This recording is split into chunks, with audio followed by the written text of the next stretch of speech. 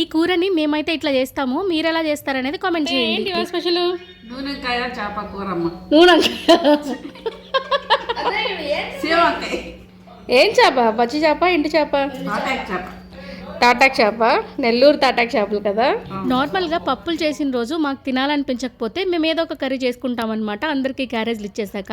ఇవాళ అయితే అత్తయ్య తాటాక్ చేపలు తీసుకొచ్చారు నెల్లూరు. మా తాటాక్ చేప సీమంకాయ చేసుకుందాము అన్నారు. సరే అత్తయ్య మీరు చెయ్యండి, నేను వీడియో చేస్తా అని చెప్పాను. చాలాసేపు అత్తయ్య వీడియో తీయలేదు నన్ను, కానీ అయినా నేను తీసేసాను. ఇవి ఒక స్వీట్ మెమరీస్ లా ఉంటాయని. నెల్లూరులో సీమంకాయ తాటాక్ చేప కూర ఇలా చేస్తారు. తాటాక్ చేపలు చింతపండు ఇంకా విడివిడిగా నానబెట్టేసుకోవాలి. తాటాక్ చేపలు నానిన తర్వాతనే దాని మీద ఉండేది క్లీన్ గా నీట్ గా వచ్చేస్తుంది. క్లీన్ చేయడం కాస్త టైం తీసుకుంటది కాబట్టి వీటిని నానబెట్టుకొని మరీ క్లీన్ చేసుకోవాలి. ఒక 2-3 సార్లు వాష్ చేస్తే ఇలా క్లీన్ అయిపోతాయి. పెట్టుకుని ఆనియన్ టమాటా వేగిన తర్వాత పసుపు ఉప్పు కారం వేసుకొని చింతపండు పులుసు వేసుకొని పులుసు ముక్కలు బాగా ఉడికిన తర్వాత చాప ముక్కలు వేసుకుంటే టేస్ట్ అద్దరిపోతుంది. ఈ పాట్ లో చేసుకుంటే మట్టి స్మెల్ తో సూపర్ గా వస్తుంది. నచ్చితే మీతో నెల్లూరు అమ్మాయిని సబ్స్క్రైబ్ చేసేయండి.